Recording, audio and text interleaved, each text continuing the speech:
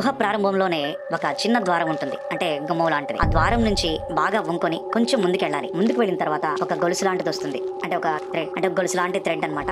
మనం అయితే ఇప్పుడు చూడలేదు కదా, వాడు చెప్పేదాన్ని బట్టి, అంటే మనకు దొరికిన ఇన్ఫర్మేషన్ బట్టి మనం చెప్పాల్సి వస్తుంది. ఒక గొలుసు లాంటి థ్రెడ్ ఉంటుంది, ఆ థ్రెడ్ ను పట్టుకొని వెళ్ళాలి. వెళ్ళడం అంటే స్ట్రైట్ గా కాదు, ఇంకా లోతులోకి దిగాలన్నమాట, కిందకి దిగాలి. ఇలా దిగుతూ వెళితే ఒక ప్రదేశం వస్తుంది. సరిగ్గా ఈ ప్రదేశంలోనే మనం మహాభారతం చూసుంటాం కదా. ఈ మహాభారతంలో అర్జునుడు ఉన్నాడు కదా. సో అర్జునుడికి ముని మనవడు ఒక అతను ఉన్నాడు. ఇతని పేరు జనమేజయుడు. ఇతని తండ్రి పరీక్షిత్ మహారాజ్. ఇది 10th క్లాస్ లో మాకు లెసన్ కూడా ఉండేది భయ్యా. మీకుంటే కామెంట్ చేయండి ఎవరు చదువుంటారు. సరే, ఇక విషయంలోకి వెళదాం సోది లేకుండా. అంటే ఈ అర్జునుడు ముని మనవడు ఉన్నాడు కదా, ఇతను తండ్రి పరీక్షిత్ మహారాజ్. అయితే ఈ పరీక్షిత్ మహారాజు ఇతను ఒకానొక సమయంలో తక్షకుడు అనే సర్పకాటుకు బలవుతాడు. అంటే ఆ తక్షకుడు అనే పేరు కలిగిన సర్పం ఇతన్ని కాటేసి చంపేస్తుంది. అందుకు ఈ జనమేజయుడికి కోపం వస్తుంది. కోపం వచ్చేసి మహాసర్పయాగం చేస్తారు. మహాసర్పయాగం చేయడం అంటే ఏంటంటే అక్కడున్న పాములన్నింటినీ కూడా తగలబెట్టించేస్తారు, అంటే నాశనం చేసేస్తారు. ఎవరో జనమేజయుడు. ఎందుకు ఈ పేరు పర్టికులర్ గా చెప్తున్నాను అంటే కొంచెం పేర్లు కష్టంగా ఉంటాయి. సో విని కన్ఫ్యూజ్ అయ్యి మళ్ళీ కామెంట్ లో నన్ను తిట్టకూడదు కదా, అందుకని. సో ఇక ముందుకెళ్దాం. అయితే ఈ సంఘటన ఆ గుహల్లోనే జరిగిందని అక్కడ ఉన్న వాళ్ళు, లేదంటే అక్కడ స్థల పురాణాలు ఉంటాయి కదా, ఆ స్థల పురాణాలు తెలిసిన వాళ్ళు చెప్తూ ఉంటారన్నమాట.